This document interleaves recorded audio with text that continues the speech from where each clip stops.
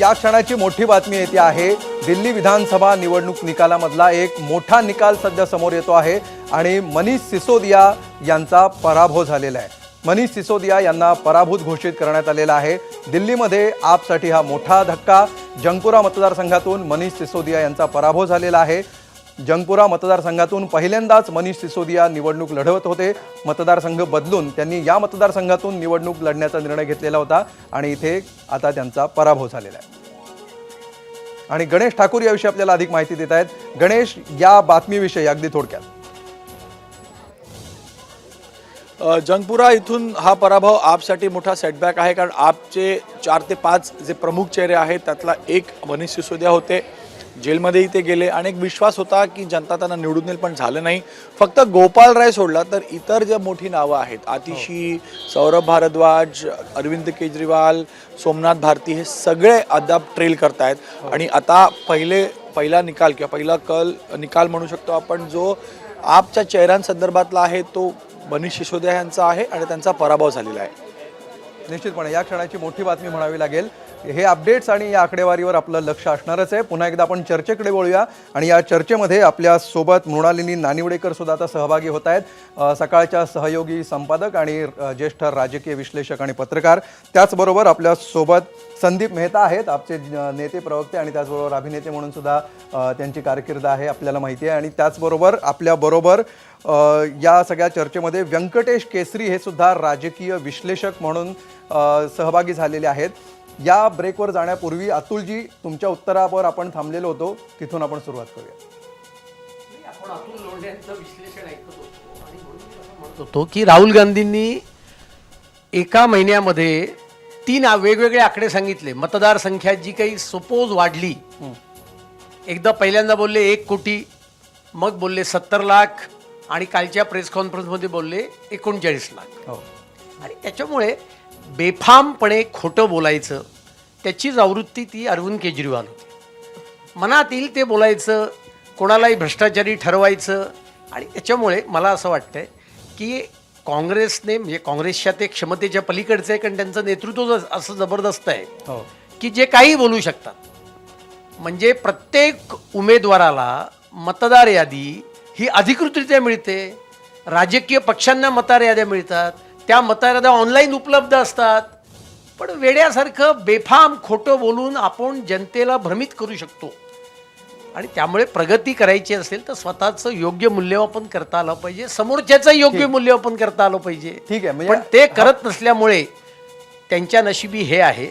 आणि ते सांगतायत की अण्णा हजारे हे आमची फ्रंट होती वगैरे वगैरे। तर त्यांना आठवण करून देतो, दिल्लीच्या पहिल्या निवडणुकीत जेव्हा हंग असेंब्ली निर्माण झाली तेव्हा केजरीवालांनी काँग्रेसच्या पाठिंब्यावर सरकार बनवलं होतं। खरं, तेव्हा काँग्रेसची तत्वनिष्ठ कुठे गेली होती? ठीक आहे, त्या राजकारणाविषयी आपण बोलूया, त्याच्यावर सविस्तरपणे आपल्याला बोलायला लागेल। संदीपजी, आत्ताची पहिली महत्त्वाची बातमी येते आहे, मनीष सिसोदिया यांचा पराभव झालेला आहे। अरविंद केजरीवाल सुद्धा स्ट्रगल करतायत, मुख्यमंत्री आतिशी या सुद्धा पिछाडीवर आहेत, त्यांचं सुद्धा मार्जिन अगदी कमी जास्त फरकाने पुढे मागे होत आहे। काय नेमकं चाललंय हे बघा, निवडणूक प्रक्रियेवर आमचा पूर्ण विश्वास आहे। बरं, जसं संविधानावर आहे, जसं निवडणूक आहे, मतदाते आहेत, त्यांचा जो कल असेल, त्यांची जी इच्छा असेल ते सरकार बनेल। आणि जे आता आपल्याला दिसतंय त्याप्रमाणे लोकांचा कल काय आहे तो स्पष्ट आपल्या सगळ्यांना दिसतो आहे। पण जर का आता आमच्या अपेक्षेप्रमाणे जर का इथे आकडेवारी येत नसली तर मला असं वाटतं की लोकांना कन्फ्यूज करण्यात इतर पक्ष सक्सेसफुल झालेले आहेत। आम्ही प्रयत्न केला त्यांना स्पष्टपणे सांगण्याचा की लोकाभिमुख राजकारण आम्ही करतो आहोत, प्रगतिशील प्रयोगशील राजकारण आम्ही करतो आहोत। 10 वर्ष मी ते राबवण्याचा पूर्ण प्रयत्न केलेला आहे। पण ठीक आहे, जनता जनार्दन आहे, पण अजूनही 6 ते 7 राऊंड झालेले आहेत। अजूनही खूप, मला वाटतं 7 ते 8 राऊंड बऱ्याच विधानसभांमध्ये शिल्लक आहेत। बघूया। पण हे फेअर आहे असं तुम्हाला म्हणायचं? संजय राऊत म्हणतात तसं यात काही तुम्हाला महाराष्ट्र पॅटर्न किंवा असं काही दिसत नाही? कसं असतं, त्याला वेळ लागतो सिद्ध करायला। आत्ता समोर काय आहे, महाराष्ट्रात काय केलं, स्वीकारलं ना। जरी आपण कुठलेही नेते असले, काही म्हणत असले, तरी शेवटी महाराष्ट्रात जो निकाल लागला तो आजही स्वीकारलेला आहे। एक आपल्याला निर्णय प्रक्रिया आणि निवडणूक प्रक्रिया याच्यावर विश्वास ठेवायचा की नाही ते असं लगेच बोलता येत नाही. त्याला एक प्रोसेस असते, ती प्रोसेस फॉलो करावी लागते. महाराष्ट्रात ती प्रोसेस मला वाटतं काल राहुलजींनी आणि सुप्रियाजींनी एक एक एक एक पहिलं पाऊल त्यांनी टाकलेलं आहे. बघूया, बट इट टेक्स टाइम. पण लगेच त्याच्यावर प्रतिक्रिया देणं अयोग्य ठीक ठरेल. आहे, म्हणजे तुम्ही ऍक्सेप्ट पण नाही, रूल आउट पण करत नाही. हा, म्हणजे कसं असतं ते it takes time to prove it. खरं तर आता जर आपण आकडे बघितले तर आप 22वर आली आहे, म्हणजे हळूहळू म्हणजे हे कलच आहेत. पण सगळ्यात महत्त्वाचं प्रशांत मनीष सिसोदिया हे पराभूत झालेले आणि जी पिछाडी आपण बघतोय म्हणजे जे महत्त्वाची नेते मंडळी आहे त्यांची जी पिछाडी आहे, मग अरविंद केजरीवाल असो, अतिशी असो, या सगळ्याचं कसं आपण आकलन करता? म्हणजे मुख्यमंत्र्याची निवड करणं हे भाजपसाठी जितकं कठीण काम असेल त्याच्यापेक्षा जास्त विरोधी पक्षनेता निवडणं हे पण असेल आपलं. कारण एकतर म्हणजे आत्ता आपण पहिला धक्का सांगितलाय लोकांना, कदाचित थोड्या वेळानं आपल्याला नवी दिल्लीतला निकाल सांगावा लागेल आणि आता तिथं फक्त 3च राऊंड बाकी आहेत. आपण मगाशी आकडेवारी जी सांगितली की नवी दिल्ली सारख्या ठिकाणी 1,09,000 मतदान, एक टोटल मतदान आहे. 57% जर आपण पकडलं तर साधारणपणे 62,000 मतं पडलेली असतील. त्यामुळे आता केवळ 3 फेऱ्यांमध्ये किती चित्र बदलतंय हे बघावं लागेल. पण अरविंद केजरीवाल यांचा सुद्धा पराभव होणं याचा अर्थ मग त्यांचा निकालानंतरचा रोल नेमका काय असणार आहे? म्हणजे ते जाऊन काय पंजाबमध्ये मुख्यमंत्री बनणार आहेत का, भगवंत मान यांची खुर्ची खाली करून, ते बघावं लागेल. दुसरीकडे जर पक्षच चालवायचा असेल तर तो पक्ष या स्थितीमध्ये चालवणं हे त्यांच्यासाठीचं खूप मोठं आव्हान असणार आहे. कारण भाजपचं पुढचं टार्गेट आता साहजिक आहे की हा पक्ष अधिकाधिक कमजोर कसा होईल हेच बघणं असेल आणि त्या दृष्टीनं ही पुढची वाटचाल जी आहे ती बघावी लागेल. फक्त मगाशी जो एक मुद्दा आलेला होता निवडणूक आयोगाच्या एकूण सगळ्या कारभाराबद्दल की बरोबर बजेटच्या नंतर त्यांनी निवडणूक ठेवली वगैरे, तर आता ठीक आहे की म्हणजे जे काही उपलब्ध टायमिंग होतं त्याचा वापर भाजपनं केला. मला प्रश्न आम आदमी पक्षाला पण एक विचारायचा आहे की त्यांच्या हातामध्ये जे टायमिंग होतं त्याचं त्यांनी काय केलं? म्हणजे 2100 रुपये प्रति महिना महिलांना देण्याची जी योजना होती ती योजना केजरीवाल यांनी जाहीर केली 13 डिसेंबरला. त्याच्या आधी बजेटमध्ये घोषणा झालेली होती 1,000 रुपये प्रति महिना देण्याची, पण ती सुद्धा त्यांना पूर्तता करता आली नाही. त्याच्याऐवजी पुढचा प्रश्न हा आहे की पंजाबमध्ये त्यांनी घोषणा केलेली होती 2022 मध्ये आणि अजून सुद्धा त्याची पूर्तता जी आहे ती झालेली नाहीये. म्हणजे ज्या योजनांच्या आधारावरती भाजपला यश मिळताना दिसतंय, महाराष्ट्र झालं, मध्य प्रदेश झालं, तुमच्या समोर म्हणजे एक पेपर लीक झालेला होता. तुम्हाला माहिती आहे की या सगळ्याचा इफेक्ट होतोय. जंगपुरा के लोगों ने, जंगपुरा विधानसभा के लोगों ने भी बहुत प्यार मोहब्बत सम्मान दिया, लेकिन 600 वोट से लगभग 600 वोट से उसमें हम पीछे रह गए. तो मैं जो कैंडिडेट जीते हैं उनको बधाई देता हूं और उम्मीद करता हूं कि जंगपुरा की समस्याओं को वो हल करेंगे. जंगपुरा के लोगों की जितनी भी चीज़ें हैं उनको हल करेंगे. बाकी तो अब बाकी देखते हैं. सर काफी टफ फाइट रही है, कैसे देखते हैं, कहाँ चूक हो गई? नहीं, अब चूक तो आपको बताएंगे एनालिसिस करके. तर मनीष सिसोदिया यांची प्रतिक्रिया होती. आपल्याबरोबर व्यंकटेश केसरी सुद्धा आहेत, ते देखील या सगळ्या चर्चेमध्ये ऐकतायत गेल्या काही वेळापासून. व्यंकटेशजी, ज्या प्रकारे सध्या दिल्लीचं प्रशांत सुद्धा आता जे विश्लेषण करत होता, एकूण मतदारांची संख्या आणि त्यामध्ये सुद्धा जो डिवाइड आहे, म्हणजे दिल्लीमध्ये जर ढोबळमानाने बघितलं तर 55% पुरुष मतदार आणि 45% महिला मतदार असं सुद्धा एक डिवाइड आहे. तर हा जो जेंडर डिवाइड आहे याचा किती परिणाम दिसतोय या निकालामध्ये?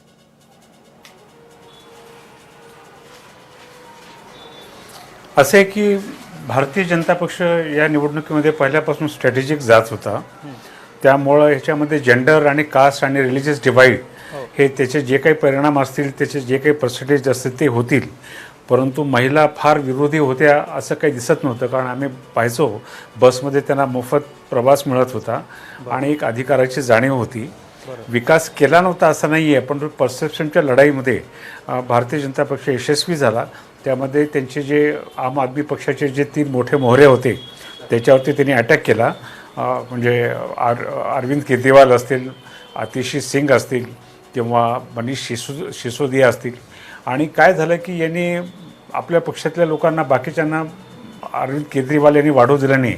दिल्लीत विनोदाने म्हणायचे अरविंद केजरीवाल हे ज्युनियर नरेंद्र मोदी आहेत म्हणून. तर त्याप्रमाणे एक कुठंतरी अथॉरिटी त्यांचं काम करण्याची पद्धती होती. परंतु ते डायनॅमिक होते आणि त्यातलं आम आदमी पक्षाचं वैशिष्ट्य एवढंच होतं की हे सर्वसामान्य चेहऱ्याची माणसं राजकारणात आली होती. घराणेशाही नव्हती, पैशाचं तसं हे नव्हतं. जे तुमच्या आमच्यासारखी जे माणसं आहेत ती राजकारणात आली, आमदार झाली, खासदार झाले, सत्तेत आले, पण त्यांनी काम केलं नाही, ते आता बाजूला फेकले गेले. आता महत्त्वाची जबाबदारी असे की भारतीय जनता पक्षाला दिल्लीमध्ये रामराज्य द्यावं लागेल, कारण अर्ध राज्य त्यांचं होतंच, कारण केंद्र शासनाचा अर्धा रोल तसा आहेच दिल्लीमध्ये. तर त्यांना आता ते डिलिव्हरी करावं लागेल.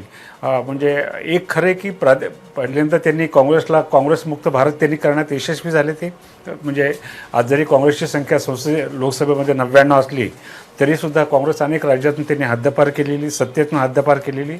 आता दुसरी गोष्ट, ते प्रादेशिक पक्षांना करप्शन म्हणून म्हणतात, ते करप्ट हा त्यांच्यावरती ब्रँड केलेला आहे. जे सरेंडर त्यांच्याकडे होतात त्यांना ते अकोमोडेट करतात, जे होत नाहीत त्यांना निस्तनाबूत करतात. तर त्याप्रमाणेच झालेलं आहे. त्यामुळं महिलांचं किती प्रमाण झालं किंवा मायनॉरिटीजने मतदान केलं की नाही ह्या गोष्टी तपशिलाच्या आहेत. मुख्य मुद्दा असा आहे की BJPची घोडदौड चालू आहे आणि BJP सरकार बनू शकते. तर त्यामुळे या निवडणुकीतला आता जो इंटरेस्ट होता, छोटे फॅक्टर्स त्याचं सब डिवायडेशन करून त्याचं अनालिसिस आपण करूच. मात्र सध्या तरी भाजपनी या ठिकाणी 70 पैकी 48 जागांवर सध्या जे ताजे कल हाती येत आहेत त्यानुसार सध्या लीड मिळवलेला आहे. त्यातले 2 निकाल सुद्धा आपल्या हाती आलेले आहेत. त्याच्यामध्ये दोन्ही ठिकाणी भाजपचा, एका ठिकाणी आम आदमी पक्षाचा आणि एका ठिकाणी भाजपचा विजय झालेला आहे. दिल्लीच्या मुख्यमंत्री आतिशी या क्षणी सुद्धा पिछाडीवर आहेत. केजरीवाल, आतिशी आणि सौरभ भारद्वाज हे आम आदमी पक्षाचे जे प्रमुख चेहरे आहेत ते सध्या पिछाडीवर आहेत. मनीष सिसोदिया यांना पराभूत घोषित करण्यात आलेलं आहे. मृणालिनी नानिवडेकर सध्या आपल्यासोबत आहेत. मृणालिनीजी, आपण सविस्तर एक एक फॅक्टर घेऊच, मात्र तुमची पहिली प्रतिक्रिया आत्ताची चित्र समोर येते त्यावर. सर्वप्रथम तर एक लक्षात घेतलं पाहिजे की भारतीय जनता पक्षाच्या विरोधात जे पक्ष एकत्रित येण्याचा राष्ट्रीय स्तरावर प्रयत्न करत होते त्यांना या निकालांनी ड्रॉइंग बोर्डवर पोचवलेला आहे. प्रशांत जे म्हणत होते ते अतिशय महत्त्वाचं आहे. अरविंद केजरीवाल आता पुढे काय करणार? जी काय प्रत्यक्षात येऊ न शकलेलं भाजपेतर पक्षांचं ऐक्य होतं त्यातलं 2 राज्यात सरकार असलेला एकच पक्ष होता, तो म्हणजे आप. आपचं जे मॉडेल होतं, मग एखाद्या बंडखोराचा प्रस्थापित होताना तो कसा राव होतो, लेखकाचा लेखक राव जसा होतो तसं स्खलन होत गेलं केजरीवालांचं. त्यावर आज शिक्कामोर्तब झालेला आहे. आता प्रश्न पुढे आहे की भारतीय जनता पक्षाच्या या यशाचं पृथक्करण करताना काही महत्त्वाचे मुद्दे विरोधी पक्ष लक्षात घेणार आहे की नाही. कोणत्याही लोकशाहीत सक्षम विरोधी पक्षाची खूप जास्त गरज असते. अरविंद केजरीवाल दिल्लीपुरते मर्यादित होते तरी तो एक चेहरा होते. तो चेहरा आता अत्यंत शंकास्पद झालेला आहे. ते भारतीय जनता पक्षाने करून दाखवलेलं आहे. पाठोपाठ येणाऱ्या निवडणुका या मला असं वाटतं 6-7 राज्यांमधल्या आहेत. त्यात एक पश्चिम बंगाल आहे. 2 वर्षांनी पंजाब निवडणुकीला सामोरं जाणार आहे. आज दिल्लीच्या निकालांचा जर वेध घेतला, निश्चितपणे. मृणालिनीजी, थोडं थांबवतो. एक महत्त्वाची अपडेट येते. आतापर्यंतच्या मतमोजणीनुसार 10 जागांवर काँग्रेसमुळं आपचं नुकसान झालेलं आहे अशी आकडेवारी समोर आलेली आहे. एकूण 10 जागांचे हे कल हाती येत आहेत आणि त्यानुसार या 10 जागा अशा आहेत ज्या ठिकाणी काँग्रेसमुळे आपचं नुकसान झालेलं आहे. मृणाल, 1 मिनिट तुला थांबवते. खरं तर आत्ताची ही अपडेट जर आपण बघितली तर जे ओमर अब्दुल्लांनी आज सकाळच्या ट्विटमधनं सांगण्याचा प्रयत्न केला तेच कुठेतरी आपल्याला इथे दिसते. इंडी आघाडी बनवली आणि जसं तू म्हटलं परत एकदा ड्रॉइंग बोर्डवर येण्याची वेळ कुठेतरी आलेली आहे. आता येणाऱ्या निवडणुकांमध्ये जर सगळे विरोधक एक झाले नाही तर आता पर्याय नाही अशी परिस्थिती परत समोर दिसते का? हा अतिशय महत्त्वाचा मुद्दा आहे. खरं तर गुजरातमध्ये भारतीय जनता पक्ष विधानसभा जे जिंकलं होतं त्यावेळेला आज काँग्रेसनी जी वोट कटवा एक अगदी लोकप्रिय शब्द झालेला आहे, तसं आपची भूमिका आत्ता काँग्रेसनी केली आहे दिल्लीत. हे वेगवेगळ्या विचारांचे पक्ष आहेत त्यामुळे त्यांनी एकत्र येणं खूप कठीण आहे. पण भाजपचा रथ जो वेगाने जातोय तो कसा थांबवायचा हा खूप मोठा प्रश्न दिल्ली जे अतिशय छोटंसं राज्य आहे त्यांनी निर्माण केलेला आहे. खरं तर पुढे हा प्रश्न नाही, मला आपल्याला फक्त बिहारमध्ये दिसणार आहे. एकच मुद्दा असा आहे की हे बरोबर आहे की स्वतःला इंडी आघाडी ते म्हणत होतं आणि म्हणून त्यांनी एक व्हायला पाहिजे. पण UPच्या गेल्या निवडणुकीत काय झालं होतं, समाजवादी पार्टी बसपा एक होती तरी भारतीय जनता पार्टी विधानसभेच्या निवडणुकीत जिंकून आली. अगदी आत्ता लोकसभेमध्ये सुद्धा दिल्लीचंच उदाहरण घ्यायचं तर आप आणि काँग्रेसचा अलायन्स होता 4 आणि 3 असं काहीतरी त्यांचं जागा वाटप होतं. तरी 7 ठिकाणी भारतीय जनता पार्टी त्या ठिकाणी जिंकली लोकसभेत. आणि त्याच्यामुळे तुम्ही म्हणजे ते लोक जर काही इंडी आघाडी म्हणतायत तर त्यांनी इंडी आघाडीप्रमाणे वागलं पाहिजे, पण तसं ते वागत नाहीत. इंडी आघाडी फक्त वृत्तपत्रात असते, तिकडे TMC शिवाजी पार्कच्या सभेला येते आणि बंगालमध्ये TMC आणि काँग्रेस समोरासमोर लढतात. या क्षणाची मोठी बातमी येते अतुलजी. अरविंद केजरीवाल यांचा विधानसभा निवडणुकीमध्ये पराभव झालेला आहे. अरविंद केजरीवाल यांना पराभूत घोषित करण्यात आलेल्या नवी दिल्ली मतदारसंघातून ते सातत्याने पिछाडीवर होते. मधल्या 2 फेऱ्यांचा अपवाद सोडला तर अरविंद केजरीवाल पहिल्या फेरीपासून पिछाडीवर फेकले गेलेले होते आणि अरविंद केजरीवाल यांना सुद्धा आता निवडणुकीमध्ये पराभवाचा सामना करावा लागलेला आहे. मनीष सिसोदिया यांच्यानंतर सगळ्यात मोठा चेहरा माजी मुख्यमंत्री अरविंद केजरीवाल यांना नवी दिल्ली विधानसभा मतदारसंघातून पराभूत घोषित करण्यात आलेले आहे. खूप मोठी अपडेट खरंच आहे ही अमोल.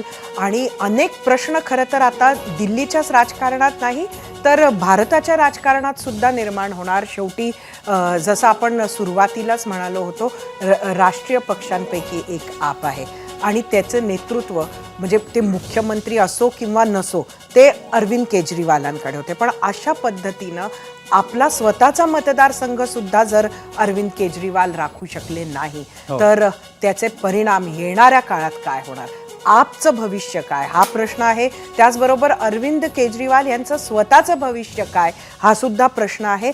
आणि एकंदरीतच अरविंद केजरीवाल यांचा पराभूत होणं म्हणजे कुठेतरी एक जी आयडिया, एक नवीन आयडिया घेऊन जे राजकारण भारतात सुरू झालं होतं ते राजकारण सुद्धा कुठेतरी पराभूत झालंय का हा प्रश्न खरं तर आपल्या समोर आहे. मी मेहताजी आपल्याकडे जाते, आपली प्रतिक्रिया.